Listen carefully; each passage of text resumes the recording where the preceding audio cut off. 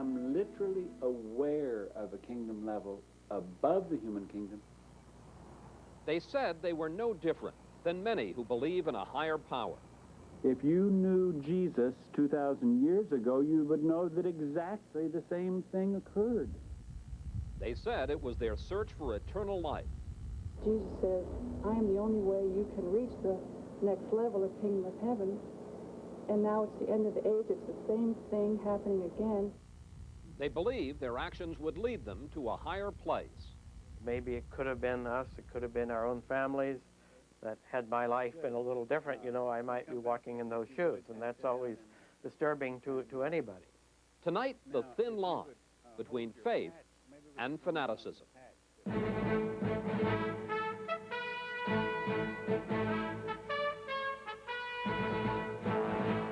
This is ABC News Nightline. Substituting for Ted Koppel and reporting from Washington, Chris Wallace. Let's make it clear right from the start tonight that we have no intention of denigrating or trivializing what people believe in. What we intend to do tonight is ask a question. What's the difference between a religion and a cult? We ask it because the easy way to deal with those 39 followers of Heaven's Gate who took their own lives last week is to dismiss them as kooks. Perhaps it's too easy. In the last century, a small group said that Jesus had appeared to a 14-year-old New York farm boy and told him to start a church. That is now the Mormon Church, with more than 4 million members. Time magazine recently asked people about their religious beliefs. 81% said there is a heaven. 93% said they believe in angels. Over the last week, most of us have learned about Heaven's Gate from a safe distance, comforted by how different their beliefs are from our own. But as Nightline's Michelle McQueen reports, it may be more useful to look at where there are similarities. This weekend, believers around the world celebrated Easter, the central event of Christianity. However people celebrate, with new hats or goodies from the Easter Bunny, the important thing is the reaffirmation of belief that Christ, the Son of God, died a painful death on Friday, only to rise again on the third day. It is, on its face, a fantastic event, hard to believe, and yet billions around the world do believe. And yet many Americans are still struggling to understand why 39 seemingly intelligent, educated people took their own lives as an act of faith in a glorious afterlife. What makes it even harder to take is the insistence by former members of Heaven's Gate that their views are no more incredible than the next person's. Everybody wants someone to believe in what they believe in. So in that sense, when the group did meetings, yes, I would believe that they anticipated someone also wanting to join them. But there was also a feeling among group members that we didn't want people joining just as a whim, because there was too much involved. It was too difficult of a thing to continue with, to have somebody just frivolously decide to be a part of the group. The group's leader, Marshall Applewhite, or Joe, compared his group to the early Christians in this recruitment video. We have nothing to hide. Even though to you we are a dangerous cult. We understand that. Why dangerous? Because we threaten the family. We threaten the established norm of family values. If you knew Jesus 2,000 years ago, you would know that exactly the same thing occurred, and that the reason for getting rid of him was because if people really began to follow him to any significant degree, it's a political danger. It's against what the mainstream was teaching, what the norm was in the governments or the family, and certainly against the religion of that time. The honest historian has to agree with the leader of the movement and to say, certainly in the birth of the religions, including the birth of Christianity, there are extremely demanding calls. Martin Marty is a professor of religion at the University of Chicago and an ordained Lutheran minister. I think the big difference is that the mainstream religions are weathered and tested and a little tattered and usually a little mellowed.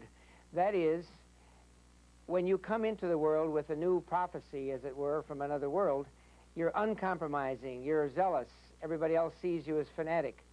Then you take a long second look and you start saying, I value some other things. I value life more than death. I value love more than hate. Any belief system can be used as a justification to create a cult. And if the cult leader is sophisticated enough and is careful enough in who he recruits, then he can or she can create this closed system that can result in this kind of a tragedy. You can have two groups that believe the same thing identically, and one could be a destructive cult and one could be a perfectly open and very above-board religion. Where is the line between mainstream belief and far-out fantasy? Even theologians believe it has no fixed location. The survey by Time magazine showed that 79% of Americans believe they'll find St. Peter in heaven, and 36% believe in halos. But many Americans also believe in UFOs. 48% of those surveyed by Newsweek last July said they believe UFOs are real, a belief many think contributes to the success of such shows as The X-Files, Millennium, and of course, Star Trek. These are the voyages of the Starship Enterprise. Of course, there is always a irrational element in any religious faith. I mean, it's selecting what you are going to believe out of a large range of options, and people do this not purely for rational reasons, but for all sort of reasons. You know, family tradition, ethnic, personal religious experience that they have had, what appeals to them on all sorts of levels of their personality. That's very true. That's what they call the leap of faith.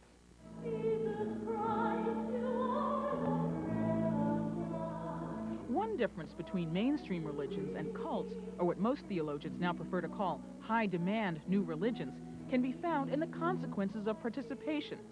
Does the group allow members to test their belief against the realities of daily life and the scrutiny of non-believers? Or does it require them to forgo relationships with friends, family, and co-workers to keep a hold on their commitment? Consider what happened on Good Friday, which was just last Friday in the Christian calendar, when we commemorate the crucifixion of Jesus in the Christian tradition. It said that when he was crucified, his disciples all forsook and fled. That may not be very credible from one point of view for them, but on the other hand, they didn't go out and commit suicide with him when he died like the followers of Doe. In other words, they apparently maintained some kind of inner space where they were able to say, well, this didn't work out, so I'm going to go ahead and live my life in some other way, going back to fishing or whatever. And it was only after the experience of the resurrection that they came back and realized that Jesus was on the right track for them after all. I think that these kinds of tragedies could be averted if we would take more time to educate young people and the parents in terms of what are cult recruiting techniques, what kind of questions when you join a group, should you ask when you join a group. If we don't teach people to be better critical thinkers, these type of things are going to occur over and over again. Those who track these kinds of movements do not agree on whether any specific events, like comets or the coming of the new century, will encourage more tragedies like the mass suicide. But it is widely acknowledged that new religions are growing by leaps and bounds. One of the nation's foremost experts, Dr. Gordon Melton, says there are more than 700 new religions in the United States and more than 1,700 religions operating in the U.S. overall. That is nearly 5 times as many as in the last century. This is Michelle McQueen for Nightline in Washington. When we come back, we'll talk with 2 scholars on mainstream religions and one who follows cults in America. This is ABC News Nightline, brought to you by Toyota.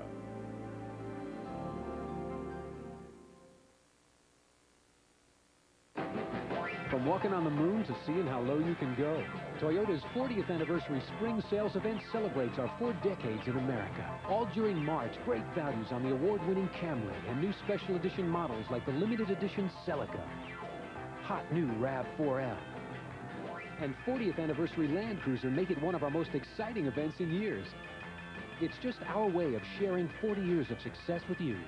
Goodness gracious, great ball of fire.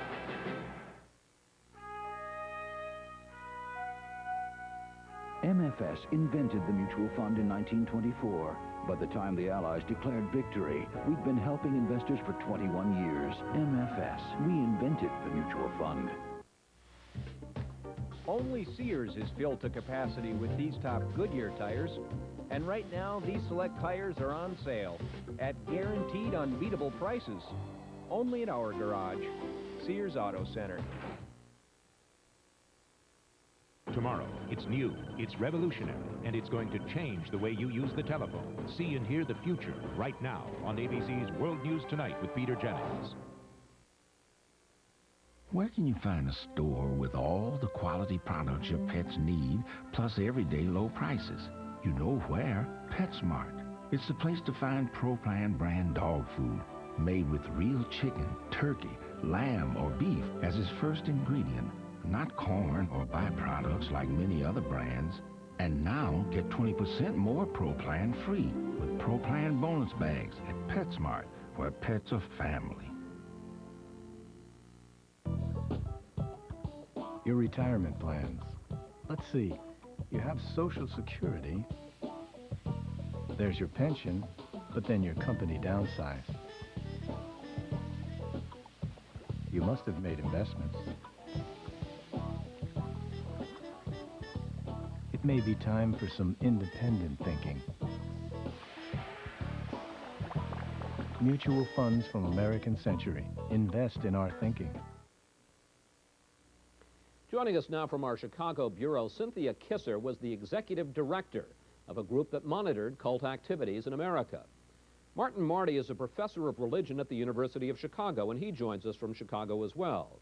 And joining us here in Washington, Reverend Bruce Epperly is a professor of divinity at Georgetown University. Ms. Kisser, I want to start with something that you just said in Michelle McQueen's report, that two groups can believe in the same thing, and one is a religion and the other is a cult. You're saying it's not the beliefs that matter?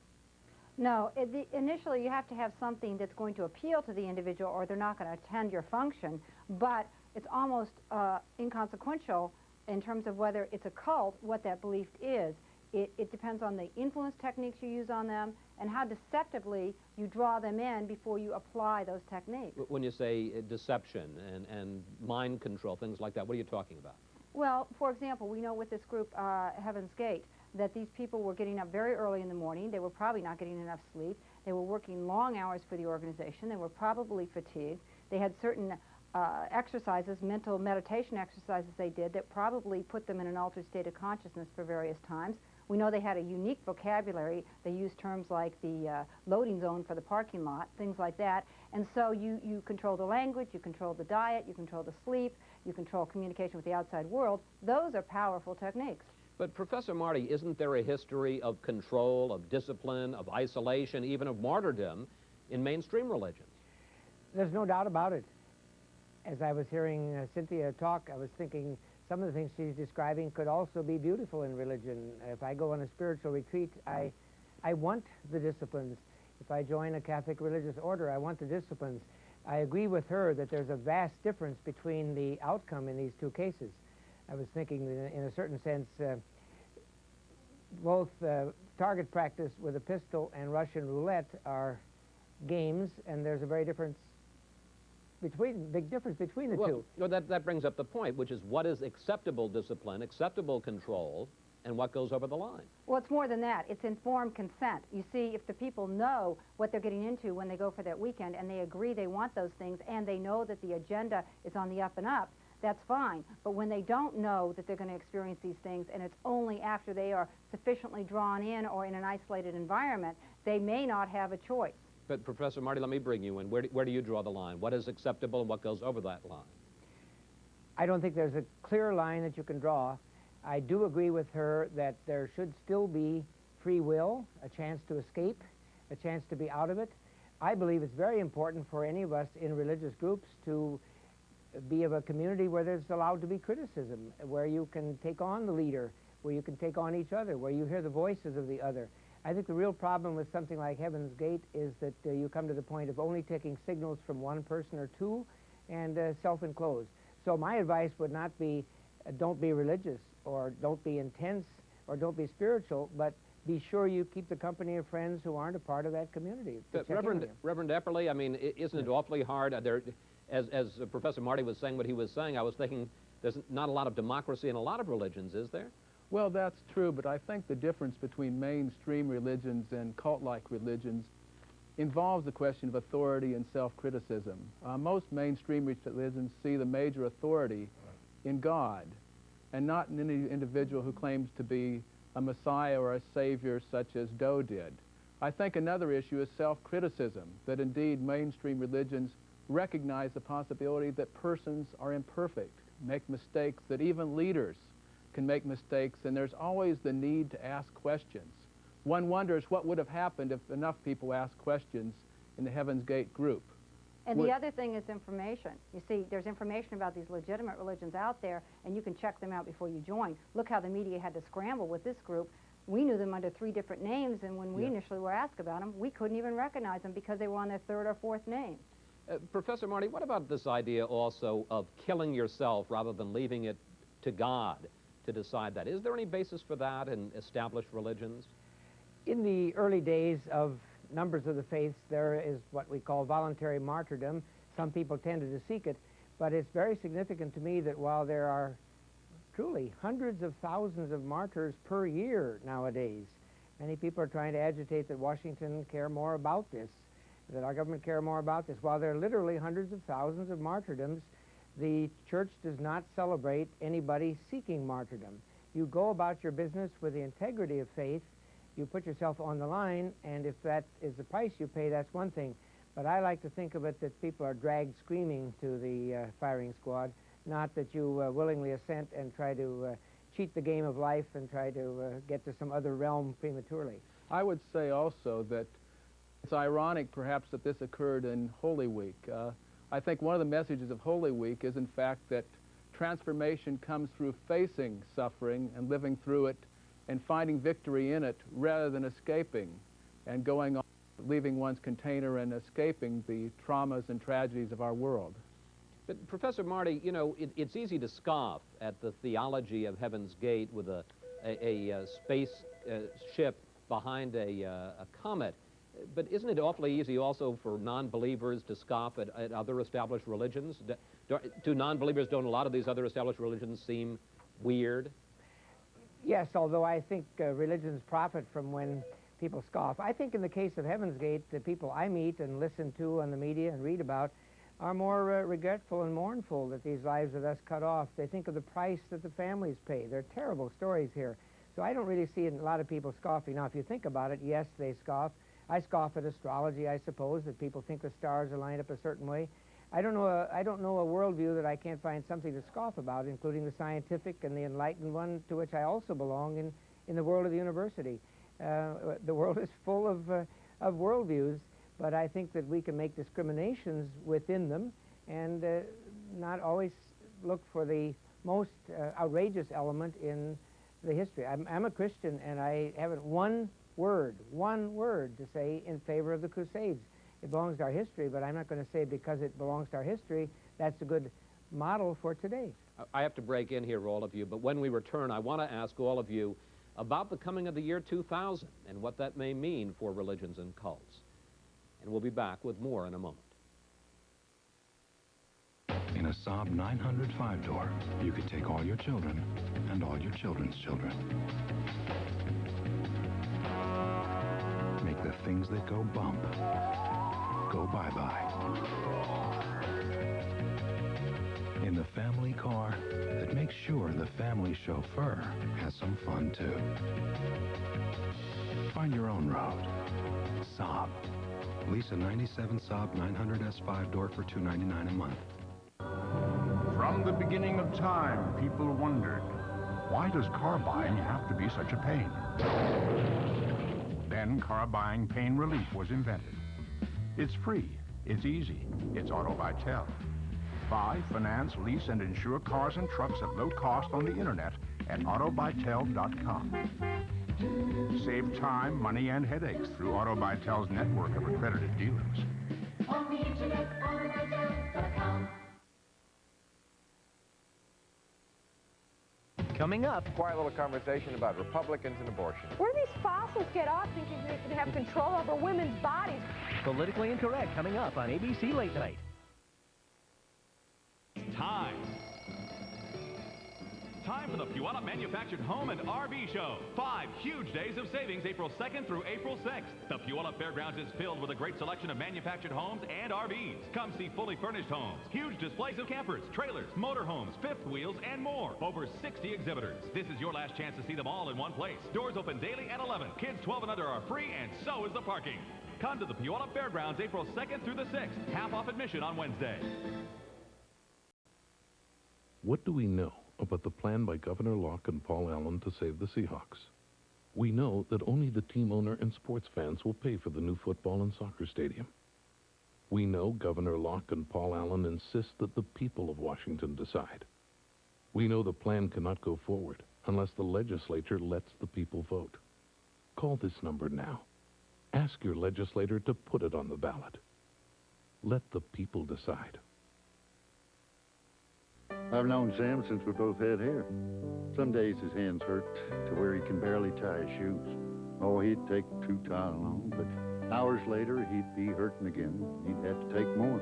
He got fed up, so his doctor said try a leave. I could take just 2 Aleve all day. Tylenol was taking up to 8. So he tried a leave. Keeps his pain away up to 12 hours. What more could you ask for? A little more hair? Aleve. All day strong, all day long. And we're back now with cult watcher Cynthia Kisser and professors of divinity Martin Marty and Bruce Epperly. Ms. Kisser, there's a lot of talk about the coming of the millennium and what that may bring. How concerned are you? Well, I think that is one theme that groups can seize on. I think we need to realize that they can seize on anything. We know, for example, that the Om Shinrikyo group from Japan was going to come over here and do an attack here. That was more politically based. That, in a sense, you could say that was a political cult to some degree, although it was also religious. They had an attitude towards American government, and they were going to execute this terrorist attack. So we need to be aware that we're putting blinders on if we put all cults in the category of millennial cults. Reverend Epperly, you've been studying New Age religion. How much do you think we should put, how much attention should we pay to the coming of the millennium? I think it's a very important symbol, a symbol of transformation, symbol of new life, a symbol of a new world. And the question is, how do we achieve this? For many people, the world is so unredeemably evil that the only hope is to escape. But it's my sense that, again, the hope for the kingdom of God, the hope for the new age, the new world comes from facing the problems that we have today, from struggling with them, from finding a way to discover God even in a very difficult world. Professor Marty, how much of a basis is there in the Bible for all this attention to the year 2000? There's zero in the Bible about the year 2000. If you want to talk in terms of 1,000, Jesus should have come back 1,000 years ago. Why wait a second 1,000 years?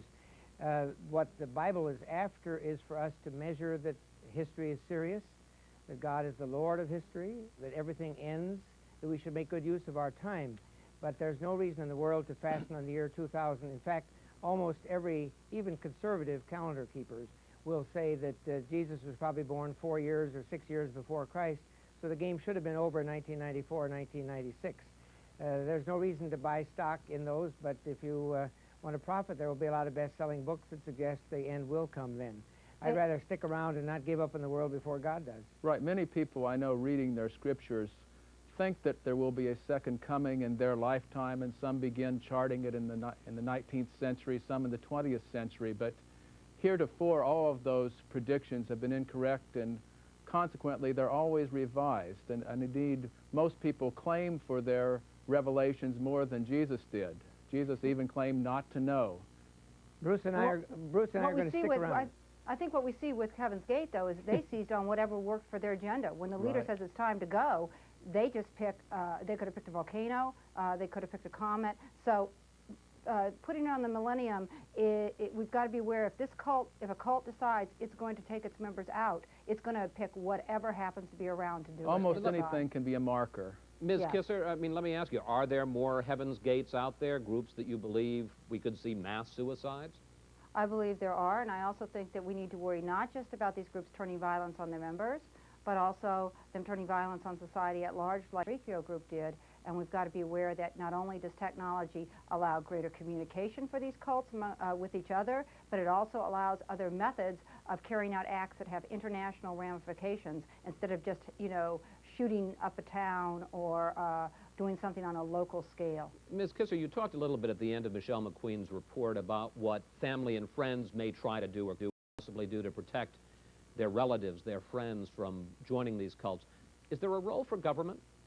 I think not for government. I think there's a role for education. I think if critical thinking was taught in the schools, and I think if seminarians were taught a little bit about the practical aspects of how cults execute their control mechanisms, the world would be a lot safer place, and our next generation would be a lot safer. Professor Marty, and we have less than a minute left, anything that government can do to try to prevent another Heaven's Gate? I would hate to think of the government in any way being a validator or a disvaluator of religion or things of the spirit.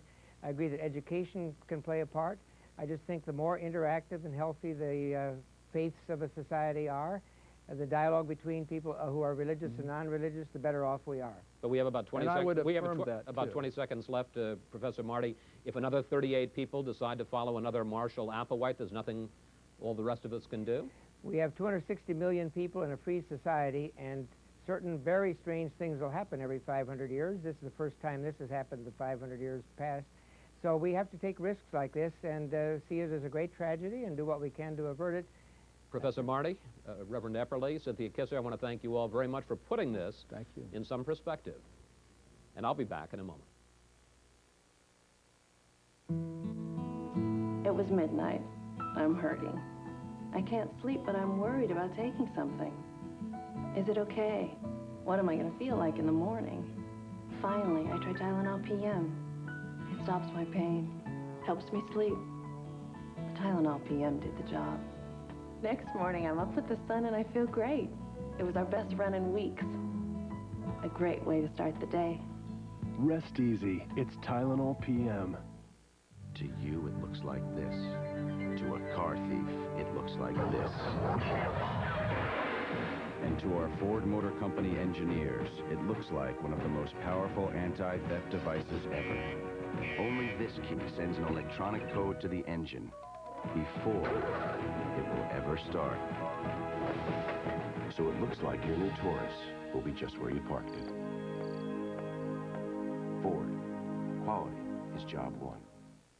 Introducing Best Foods fat-free dressing. Now the salad. Nobody makes homemade dressing like Mom. Just like I taught her. I didn't make it. Best Foods made the dressing. No one makes it like Mama. I didn't make it. Delicious. Best Foods made the dressing. Here's to Mama. I didn't make it. Now Best Foods adds 4 new fat-free dressings, all with the fresh taste of homemade.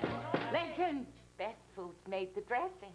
You sold your recipe to Best Foods? We're gonna be rich! We're gonna be rich! New Best Foods, the freshest tasting salad dressing you never made. It's advanced.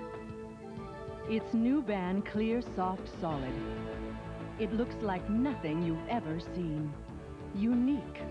Its shape-to-fit applicator puts the right amount in the right places, so it goes on smoother. Powerful. Its powerful protection goes on clear, clean, with no messy white stuff. New Ban Clear Soft Solid. Clearly advanced protection.